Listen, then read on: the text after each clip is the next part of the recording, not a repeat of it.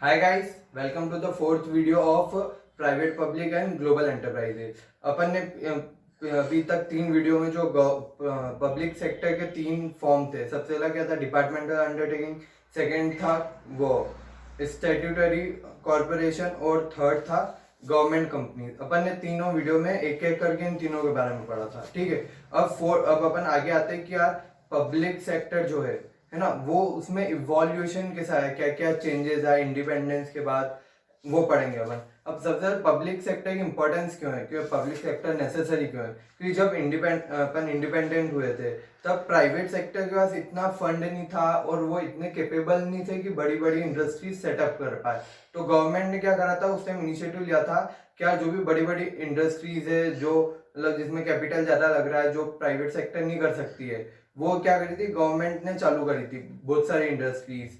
और फिर उन्होंने क्या बोला कि ये इंडस्ट्री सिर्फ हम ही चलाएंगे और आप प्राइवेट सेक्टर दूसरे जो बचे हुए इंडस्ट्रीज है वो आप देख लो। पर ये जो स्पेसिफिक 17 इंडस्ट्रीज थी, इसमें कौन करेगा? सिर्फ गवर्नमेंट ही काम करेगी। पर धीरे धीरे क्या हुआ कि गवर्नमेंट को लगा यार कि ये मतलब अपने को धीरे धीरे प्राइवेट सेक्टर के हाथ में देना चाहिए। क्यों? क्योंकि गवर्नमेंट सेक्टर में क्या होता है, बहुत सारी वो रहती है कि यार सही से काम नहीं हो रहा है, लैक ऑफ एफिशिएंसी और ये सब रहता है। तो उन्होंने क्या सोचा है कि जैसे कि अपन ये प्राइवेट सेक्टर को धीरे धीरे देते हैं कि यार वो एफिशिएंसी बढ़ाएंगे और क्वालिटी भी अच्छी करेंगे, उनको कंपटीशन बढ़ेगा। अगर अपन प्राइवेट सेक्टर में देंगे तो कंपटीशन की वजह से उनकी क्वालिटी भी बढ़ेगी। तो धीरे धीरे गवर्नमेंट क्या करते गई, जो रिजर्व थे पब्लिक सेक्टर के लिए इंडस्ट्रीज, वो उन्होंने धीरे धीरे करके प्राइवेट सेक्टर को भी अलाउ कर दिया कि आप भी आ जाओ, आप भी आ जाओ इसमें। अब हम पहले पढ़ते हैं क्या ये तो था public sector plays vital role in economic development of country. क्यों? क्योंकि जो पब्लिक सेक्टर है वो काई के लिए काम करता है? सोशल वेलफेयर के लिए। उनका मेन ध्यान क्या रहता है कि अनएम्प्लॉयमेंट है, पॉवर्टी है ना, ब्लैक मार्केटिंग है, ये कुछ नहीं होना चाहिए। उनका ये रहता है कि सब अपने को इकोनॉमी सही करनी है। तो और प्राइवेट सेक्टर का मोटिव क्या रहता है? प्रॉफिट अर्न करना, अच्छी क्वालिटी कंज्यूमर को देना। प्राइवेट सेक्टर का ये मोटिव रहता है। फिर problem in public sector of India, कि पब्लिक सेक्टर में प्रॉब्लम क्या क्या थी। सबसे पहली थी ओवर स्टाफिंग। पब्लिक सेक्टर में क्या होता है कि अगर जरूरत 15 लोगों की है तो आपने 20 लोग लगा दिए उस काम में, है ना। 15 जनों की जरूरत थी, आपने उसी काम में 20 लोग लगा दिए। मतलब सही सार वो नहीं था कि यार 15 चाहिए तो अपन 15 ही लो और उनको एफिशिएंटली वर्क करने दो, ऐसा नहीं। 20 लोग लगा दिए तो ज्यादा लोग होते हैं तो वो काम की स्पीड है ना और कम हो जाती है। ठीक है। फिर पुअर प्रोजेक्ट प्लानिंग, अच्छी प्लानिंग नहीं थी उनकी। जो भी प्रोजेक्ट्स कर रहे थे वो मतलब क्या डिसाइड करते थे कि डिसाइड कुछ अलग होता था, एग्जीक्यूट अलग होता था, और जो फिर रिजल्ट आते थे वो तो और अलग ही आते थे। तो प्रॉपर प्लानिंग नहीं थी उसमें। फिर under utilization of capacity. Under utilization of capacity मतलब क्या, उसको 1000 यूनिट बनाने की कैपेसिटी आपकी जो इंडस्ट्री उसकी, पर आप क्या कर रहे हो उसे 600 700 ऐसी इतनी बना रहे हो। तो ये क्या हो गया? Under utilization. कि आपकी कैपेसिटी तो बहुत है, आपकी कैपेसिटी हो क्या, आप 98% ला सकते हो, पर नहीं आप मेहनत नहीं कर रहे हो, तो वो क्या हो गया? Under utilization of capacity. तो ये क्या थी प्रॉब्लम फेस हो रही थी? आप पब्लिक सेक्टर तो ओवर स्टाफिंग हो रहा था, सही से काम नहीं, ब्यूरोक्रेसी, ये वो बहुत सारी प्रॉब्लम फेस हुई थी। तो गवर्नमेंट ने क्या डिसाइड करा कि यार अपन अब करते हैं कि धीरे धीरे जो भी जो पब्लिक सेक्टर के लिए रिजर्व्ड है इंडस्ट्रीज सेक्टर, वो अपन प्राइवेट को भी उनको अलाउ करते हैं कि आ जाओ आप भी इसमें इन्वेस्ट कर लो। फिर क्या हुआ? Government of India has introduced 4 major reforms in policy of 1991 for strengthening public sector. फिर गवर्नमेंट ने क्या करा किया, उन्होंने 4 रिफॉर्म्स लाए। 4 रिफॉर्म्स मतलब 4 एक प्लान्स लाए कि ऐसा करते हैं, ऐसा करते हैं, ऐसा करते हैं, ऐसा करते हैं। एक 4 वो लाए प्लान्स लाए उन्होंने। उसमें क्या करा कि ये कि अपन क्यों ला रहे हैं कि पब्लिक सेक्टर जो है वो अच्छे से और वर्क कर पाए, इसलिए वो प्लान्स लाए थे। अब फर्स्ट क्या था? Revive and restructure potentially viable PSU. मतलब रिवाइव मतलब आप जब पबजी खेलते हो उसमें होता है रिवाइव कर मतलब जो बस मरने वाली है या लॉस मेकिंग जो इंडस्ट्रीज है उनको फिर से प्रॉफिट मेकिंग बनाना। तो फर्स्ट मोटिव क्या था, फर्स्ट प्लान क्या था? क्या जो लॉस कर रही है या अच्छे से काम नहीं हो रहा है जिस इंडस्ट्रीज में, उनको अपने को कैसा बनाना है? प्रॉफिट मोटिव बनाना है। और रिस्ट्रक्चरिंग भी मतलब क्या, उसमें कुछ चेंजेस करके revive and restructure potentially viable. Potentially viable मतलब जिसमें है कैपेसिटी क्या वो फिर से प्रॉफिट अर्न कर सकती है, AC public sector unit, PSU मतलब पब्लिक सेक्टर यूनिट है ना, public sector unit, AC public sector unit जिसमें कैपेसिटी है कि वो पोटेंशियली वाइबल है काई के लिए, रिवाइव और रिस्ट्रक्चर होने के लिए, तो उसको फिर से रिवाइव और रिस्ट्रक्चर करा, उसको प्रॉफिट मेकिंग पब्लिक सेक्टर बनाया। फिर सेकंड क्या था, close down non reviving PSU. अब कुछ कुछ पीएसयू ऐसे थे कि यार आप कुछ भी कर लो उसमें वो प्रॉफिट नहीं निकाल सकते, वो लॉस ही करते रहेंगे हमेशा, तो उसको क्या करा, एसी इंडस्ट्रीज को बंद ही कर दिया कि यार ये कुछ काम नहीं आ रही है और वो लॉस ही हो रहा है, गवर्नमेंट को भी लॉस हो रहा है, तो गवर्नमेंट क्या बोलेगी यार ठीक है ये बंद कर दो अब से, अब ये नहीं चलाएंगे अपन। फिर थर्ड क्या, bring down government equity in non strategic PSU to 26% और लो। फिर गवर्नमेंट ने क्या करा कि यार जैसे जो वो थी गवर्नमेंट कंपनीज थी ये थी, उसमें जो उनके शेयर्स थे वो बेच दिए है ना, और बेचे किसको, प्राइवेट सेक्टर को। तो उन्होंने क्या करा, अपनी जो वो थी इक्विटी का पोर्शन, अपन ने क्या पढ़ा था गवर्नमेंट कंपनी में 51% से ज्यादा होना चाहिए, अब इन्होंने क्या करा कि अब 26% या उससे कम कर दिया। उससे क्या हुआ, बेचने से गवर्नमेंट के पास थोड़े रुपए भी आ गए, तो उससे क्या हेल्प हुई, क्या जो भी लोन थे गवर्नमेंट के पास भी ऊपर बहुत सारे लोन रहते हो, वर्ल्ड बैंक से लोन लेती है, कोई दूसरी कंट्री से लोन लेती है, ऐसे बहुत सारे लोन है, तो उससे क्या हुआ, वो बेचे ना, तो जो रुपया है उन्होंने लोन रिपेमेंट उसके काम में लगा दी कि यार ये इतना सारा लोन है, थोड़ा थोड़ा रिपे करते जाओ अपन। फिर फोर्थ क्या, fully protect the interest of workers. उनका फोर्थ प्लान क्या था कि यार जो भी अपन ये बंद कर रहे हैं close down non reviving PSU, इसके अंदर वर्कर्स भी होंगे, तो उन वर्कर्स को कुछ नहीं होना चाहिए, उसका भी उन्होंने पूरा प्लान बनाया था कि यार जो वर्कर्स निकलेंगे है ना, जिनकी जॉब छूटेगी उनको इतने इतने कंपनसेशन पे करा जाएगा। तो ये क्या चार वो थे, गवर्नमेंट ने ऐसी स्ट्रेटेजी बनाई थी कि ये चार चार चीजें करनी। सबसे पहला क्या था, revive and restructure the potentially viable PSU, मतलब जो इसमें पोटेंशियल है पीएसयू में उसको अपन रिवाइव और रिस्ट्रक्चर करेंगे, और जिसमें नहीं है उसको अपन शट डाउन कर देंगे। थर्ड क्या था कि जो नॉन स्ट्रेटेजिक मतलब जो ज्यादा काम की नहीं है गवर्नमेंट के है ना, ऐसी जो कंपनीज है उसमें गवर्नमेंट क्या करेगी, अपना जो इक्विटी शेयर है उसको 26% या उससे कम पे ले आएगी। और फोर्थ क्या है कि जो एम्प्लॉयज है उनको मतलब पूरा प्रोटेक्शन मिलेगा, कोई भी लॉस नहीं होने देंगी government.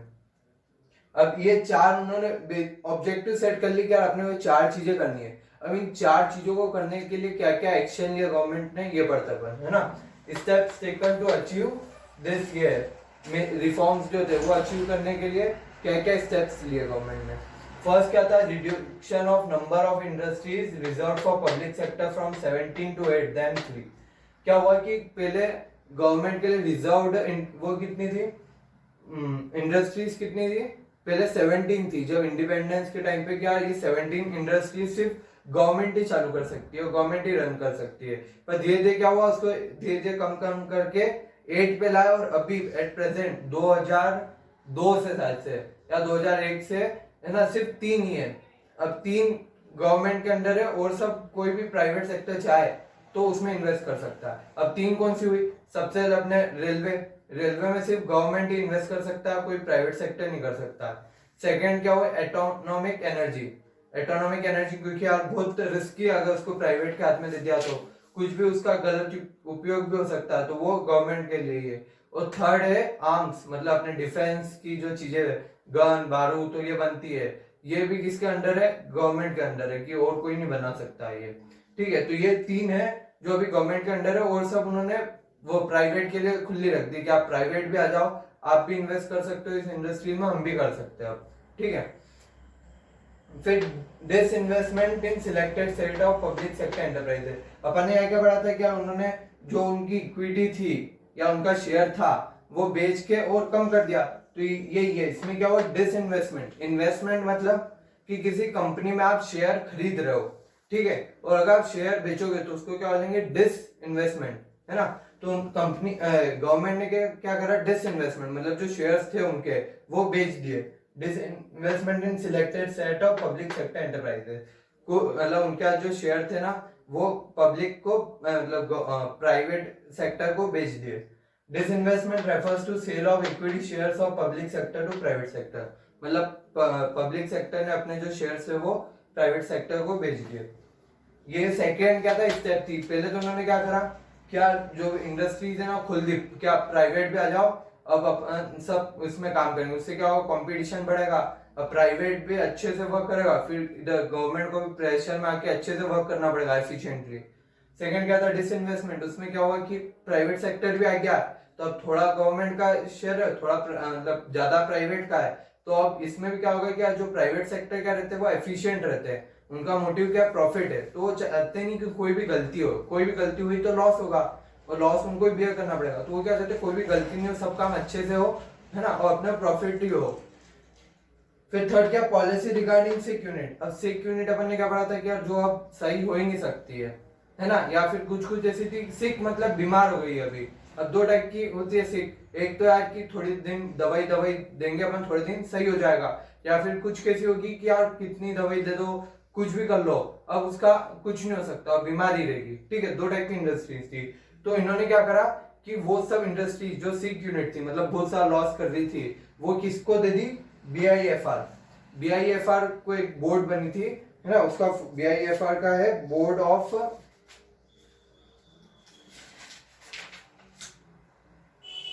Of industrial and financial restructuring, है ना, ये एक बोर्ड बनी थी। उन्होंने क्या करा है, क्या जो भी गवर्नमेंट कंपनी सिक यूनिट है, मतलब बहुत लॉस कर रही है और कुछ ज्यादा यूज नहीं हो रहा है उसका, तो उसको किसको दे दी, बीआईएफआर को, कि अब आप देखो क्या इसको कैसे सही करना है, या फिर अगर सही नहीं हो सकती तो इसको सेल कर दो।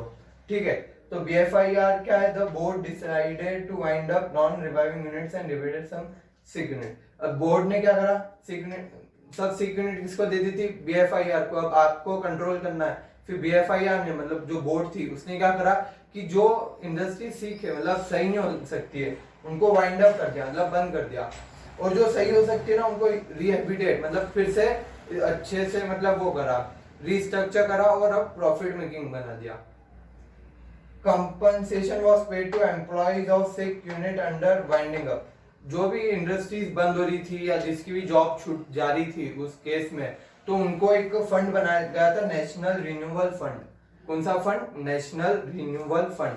उस फंड में क्या हुआ था कि जो आपके मतलब जो भी एम्प्लॉइज को नौकरी छूट रही है जिसकी भी, उसको एक लमसम अमाउंट मिल रहा था। मान लो आपकी सैलरी है एक महीने की 10,000 रुपए, तो एक ही बार में उनको यार 2-3 लाख रुपए दे देते कि यार ये आपकी नौकरी आज छूट रही है, आपको अब आप सैलरी अर्न नहीं कर पाओगे, तो उसके बदले लमसम अमाउंट उनको दे दिया था कि ये लो 2-3 लाख रुपए रख लो, अब आपको मतलब ये मतलब जॉब करने की जरूरत नहीं है, इंडस्ट्री बंद हो रही है।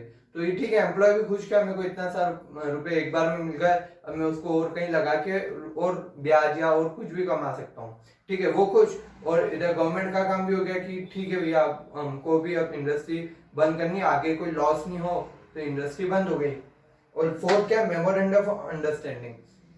मेमोरेंडम ऑफ अंडरस्टैंडिंग मतलब कि उस टाइम ये इनिशिएटिव लिया था कि यार जैसे अपन ने क्या देखा था, इनके अंदर बहुत सारा वो होता है, मिनिस्ट्रियल इंटरफेरेंस होता है कि बार बार गवर्नमेंट इंटरफेयर करती है, कोई मिनिस्टर आके इंटरफेयर करता है, तो एमओयू बनाया गया कि यार कोई भी मिनिस्टर बार बार जाके उसको वो नहीं करेगा, इंटरफेयर नहीं करेगा उसके वर्क में, जैसे पीएससी को जैसे वर्क करना है ना वो वैसे वर्क कर सकती है, कोई ज्यादा इंटरफेरेंस नहीं होगा। तो उससे क्या हुआ, उसके लिए एक एमओयू साइन हुआ, मेमोरेंडम ऑफ अंडरस्टैंडिंग, कि बार बार मिनिस्टर जाके मतलब जो वर्कर्स है, जो स्टाफ है, उनको बार बार चेक नहीं करेगा, कभी कभी रिपोर्ट्स मंगाएगा और डेली बेसिस पे, या फिर वो ऐसा नहीं मानेगा कि यार ये मेरी कंपनी, वो गवर्नमेंट कंपनी है और उसका सही से पूरा ध्यान रखेगा। ऐसा पूरा एक एमओयू साइन हुआ कि मतलब कि अब मैं ध्यान रखूंगा पर ज्यादा इंटरफेयर नहीं करूंगा उसमें। ठीक है, ये क्या थे, 4 स्टेप्स, कई के लिए स्टेप्स थी टू अचीव दिस 4 रिफॉर्म्स, मतलब ये 4 रिफॉर्म, तो उन्होंने सोचा है 4 चीजें करनी है, और कैसे करनी है ये है। ठीक है, अब मल्टीनेशनल कंपनी, मल्टीनेशनल कंपनी मतलब इसके बहुत सारे नाम होते हैं, एक तो ग्लोबल एंटरप्राइजेस जो अपने चैप्टर का ही नाम है ना, ग्लोबल एंटरप्राइजेस, या हो गई मल्टी, एक तो ये हो गया मल्टीनेशनल कंपनी, और मल्टी कंट्रीज कंपनी, ऐसा बहुत सारे नाम हो जाते हैं। अब नाम से ही पता चल जाता है, नाम से क्या होता है, मल्टी मतलब मैनी, मतलब बहुत सारी जगह, और क्या नेशनल मतलब कंट्रीज, मतलब जो कंपनी बहुत सारे कंट्रीज में अपना काम कर रही है वो क्या हो गई, मल्टीनेशनल कंपनी। इसको शॉर्ट में क्या बोलते हैं, एमएनसी, है ना, मल्टीनेशनल कंपनी, एमएनसी बोलते हैं। अब ये हो गया company which operate in many countries, such a company has branches, factories, workshop in different countries. इनकी क्या कहीं ब्रांचेस, कहीं अलग, मतलब बहुत सारी ब्रांचेस होती है, कहीं ब्रांचेस है, कहीं फैक्ट्री अलग जगह, वर्कशॉप अलग जगह है, और मेन ऑफिस जो है फाइनेंस का ऑफिस अलग जगह है। तो इनका पूरा मतलब अलग अलग कंट्रीज में डिवाइडेड रहता है। अब जहाँ हेडक्वार्टर है, मतलब जहाँ पूरा मेन कंट्रोलिंग बैठती है, बोर्ड में बैठती है, जो पूरा कंट्रोल करती है हर एक ब्रांचेस को, वो कौन सी कंट्री हो गई, वो होती है होम कंट्री। मतलब जहाँ पे हेडक्वार्टर है ना, वो कौन सी कंट्री हो जाती है, होम कंट्री, मतलब मेन हम इस कंट्री के हैं। और जो बची हुई दूसरी कंपनी, मान लो अपने इंडिया की टाटा वो है, टाटा स्टील्स है, तो टाटा स्टील्स की बहुत सारी दूसरी जगह भी प्लांट्स है, बहुत सारी दूसरी जगह भी काम है। तो अब उसके लिए होम कंट्री क्या हुई, इंडिया हो गई होम कंट्री। और जो दूसरी है जैसे अमेरिका, अफ्रीका और अपने ऑस्ट्रेलिया, इधर बहुत सारी जगह इनके दूसरे प्लांट्स भी है, तो वो कौन सी कंट्री हो गई, होस्ट कंट्री, है ना। तो जहाँ पे हेडक्वार्टर है वो हो गई होम कंट्री, और जहाँ पे अदर कंट्रीज मतलब जो और सब बची वो क्या हो गई, होस्ट कंट्री। जैसे अब नाइकी हो गया, कोको कोला है, और क्या है, एप्पल, गूगल, अमेजोन, एटीसी, मतलब जो भी बड़ी बड़ी कंपनी है जो मल्टीनेशनल बहुत सारी कंट्रीज में ऑपरेट कर रही है, वो क्या हो जाती है, मल्टीनेशनल कंपनीज। अब फीचर्स क्या है इनके, अपने फीचर्स पढ़ना है। फर्स्ट क्या है, जाइंट साइज, मतलब इनका जो साइज रहता है ना बहुत बड़ा रहता है। अब आप अपन एप्पल को देख लेते हैं कि एप्पल का ऑफिस कितना बड़ा है यार, ऑफिस इतना बड़ा, उसका ऑपरेशंस वर्ल्ड वाइड है। आप अमेरिका में उसका मेन ऑफिस है, फिर आपको अगर इंडिया में भी ऑपरेट हो रहा है, हर हर कंट्री में एप्पल ऑपरेट हो रहा है, तो इनका क्या साइज कितना बड़ा हो गया कंपनी का, क्या इतने सारे एम्प्लॉयज होते हैं, स्टाफ बहुत सारा है, फंड मतलब फाइनेंस देख लो तो फाइनेंस भी बहुत सारा है, इन्वेस्टमेंट, बोरोइंग, हर चीज बहुत ज्यादा होती है इनके अमाउंट, है ना। फिर सेकंड क्या है, इंटरनेशनल ऑपरेशन। ये ऑपरेट कहीं पे करते हैं, इंटरनेशनल उस पे लेवल पे, कि हर एक कंट्री में ऑपरेशन रहता है इनका, मेजोरिटी आप बहुत सारी कंट्रीज में ऑपरेशन रहता है। फिर प्रोफेशनल मैनेजमेंट। अब ये जो रहते हैं, जो इसमें स्टाफ रहता है या मैनेजमेंट टीम जो रहती है, ये क्या रहती है, पूरी प्रोफेशनल्स की रहती है। प्रोफेशनल मतलब अपन ने प्रोफेशन पढ़ा था ना, स्पेशल स्किल होती है उनके पास। तो मेन मेन बड़ी बड़ी ऑक्सफोर्ड से एमबीए जो करके आते हैं, या कैम्ब्रिज से एमबीए करते हैं, आईआईएम से एमबीए के, मतलब जो टॉप टॉप ऊपर क्रीमी जो वो निकलते हैं ना वहां से रिजल्ट्स, उनको वो सिलेक्ट करती है क्या, जो बहुत ऊपर उनको पैकेज भी ऐसे मिलते हैं, 1 करोड़, 2 करोड़, 10 करोड़, ऐसे पैकेज मिलते हैं उनको। तो वो ऐसा मतलब सिर्फ क्रीमी क्रीमी जो ऊपर ऊपर के प्रोफेशनल्स मैंने वो है ना, लोग है ना, उनको ही सिलेक्ट करते हैं उसके लिए, अपने काम के लिए। फिर सोफिस्टिकेटेड टेक्नोलॉजी, सोफिस्टिकेटेड मतलब लेटेस्ट। इनके पास क्या रहता है, क्या वो चाहे तो चाइना में भी चालू कर सकते हैं, इंडिया में भी चालू कर सकते हैं, अमेरिका में भी चालू कर सकते हैं, अफ्रीका में भी चालू कर सकते हैं। तो ये क्या, कुछ भी अगर नई चीज चालू करनी है ना, तो ये देखते हैं यार सबसे अच्छी टेक्नोलॉजी का है, सबसे मतलब अच्छी टेक्नोलॉजी कहाँ है, कहाँ पे सबसे सस्ता पड़ेगा वही टेक्निक, तो वहां पे जाके करते हैं क्या, मतलब हमेशा न्यू टेक्निक टेक्नोलॉजी यूज करते हैं। और इनका फंड की भी कोई इनको मतलब दिक्कत नहीं थी, बहुत फंड तो बहुत रहता है इनके पास। तो अगर जैसे ही कुछ टेक्नोलॉजी वो पूरी हो गई, पुरानी हो गई उनकी मशीन की, तो वो मशीन रिप्लेस कर देते हैं फटाफट। पर वैसे ही देखा, अगर कोई छोटी कंपनी है तो मशीन रिप्लेस करना मतलब बहुत बड़ा अमाउंट लग जाता है। तो छोटी मोटी कंपनियां ना ये मतलब मशीन रिप्लेस या टेक्नोलॉजी रिप्लेस जल्दी नहीं कर पाती है। पर ये एमएनसीज है तो इनके पास फंड तो बहुत सारा है, तो ये फटाफट अगर चाहे ना, मान लो एक मशीन खरीदी, उसमें प्रोडक्शन चल रहा है, पर एक और नई टेक्नोलॉजी की मशीन आ गई, तो क्या करेंगे, उस पुरानी वाली को बेचेंगे, नई वाली लगाई, चलने दो काम। तो इससे क्या हुआ, क्या नई टेक्नोलॉजी में क्या होता है, काम जल्दी होता है, अच्छे से होता है, तो इससे ये एडवांटेज रहता है इनको।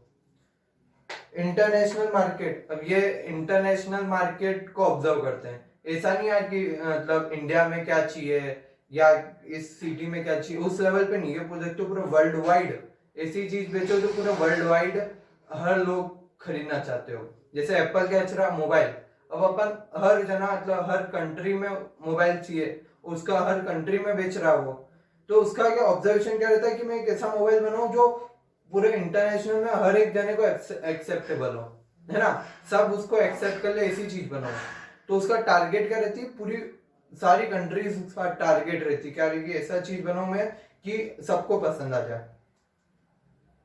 सेंट्रलाइज कंट्रोल, अब ये कंट्रोल कैसे होता है, मान लो एक हेडक्वार्टर है, उसके नीचे बहुत सारी ब्रांचेस ही ब्रांचेस है, तो हेडक्वार्टर बताता है क्या इसको ये काम करना है, तुम्हारे ये टारगेट है, तुमको इतने में मतलब इतने सेल करनी है इस बार, और मतलब ये कॉस्ट रहेगी, ये सेलिंग प्राइस रहेगी, जो भी एक्सपेंस रहते हैं, जो भी मतलब मान लो सेटअप करना है कुछ भी नई चीज, तो कौन रुपए देता है, हेडक्वार्टर देता है।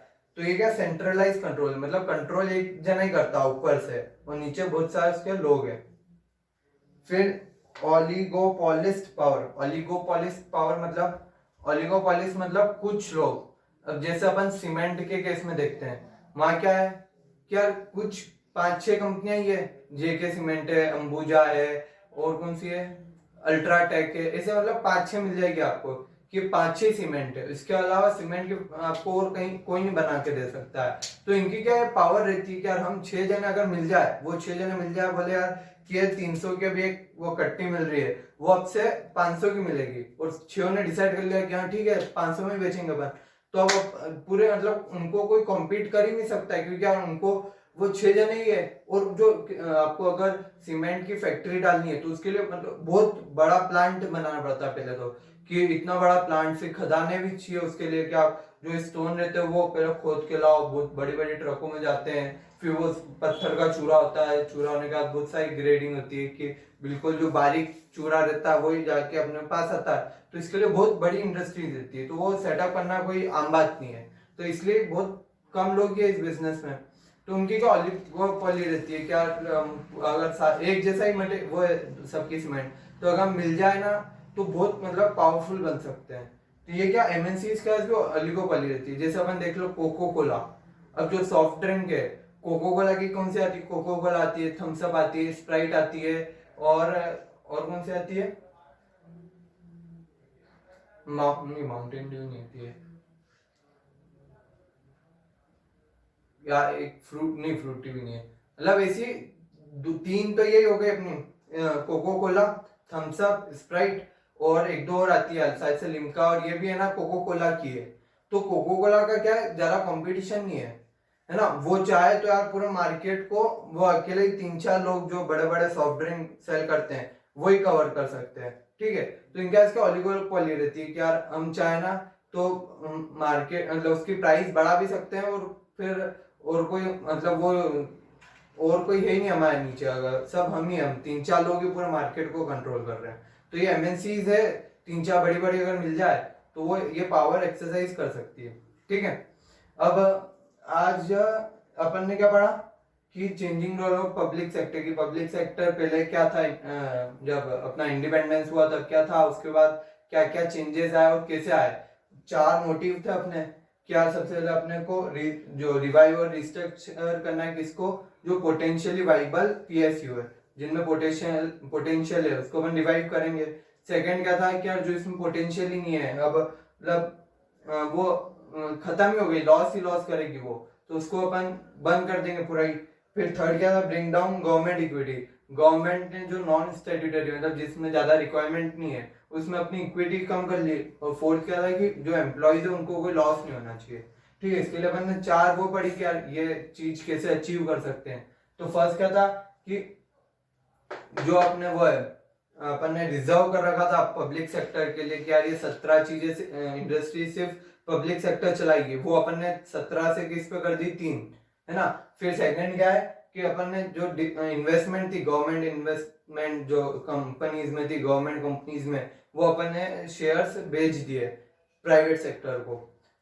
थर्ड क्या है, पॉलिसी रिगार्डिंग सिक यूनिट, जो सिक यूनिट थी उसको अपन ने बीआईएफआर को सौंप दिया कि अब आप इनकी देखरेख करो, जो अच्छा है उसको रिवाइव करो, मतलब उसको प्रॉफिट मेकिंग बनाओ, और जो है ही नहीं मतलब प्रॉफिट अर्निंग हो ही नहीं सकता उसको बंद कर दो। और जो बंद हुई उसमें क्या है, जो भी एम्प्लॉयज थे उनको कंपनसेशन पे करा गया, काई के अंदर से नेशनल रिन्यूअल फंड बनाता है, एक फंड बना था, उसके अंदर से उन सबको पेमेंट हुआ था। फिर मेमोरेंडम ऑफ अंडरस्टैंडिंग की, अब मतलब प्राइवेट पब्लिक सेक्टर को बोल दिया था कि अब आपके ऊपर ज्यादा मिनिस्ट्रियल इंटरफेरेंस नहीं रहेगा, आप अपने हिसाब से ऑपरेट कर सकते हो फ्रीली। फिर ये हो गया था। फिर अपन ने नया टॉपिक चालू किया था एमएनसी का होती है, मतलब ग्लोबल एंटरप्राइजेस और मल्टीनेशनल कंपनीज और मल्टी कंट्री कंपनीज, ये 3-4 नाम थे इसके, ठीक है, ये क्या होती है, इसके क्या फीचर्स थे।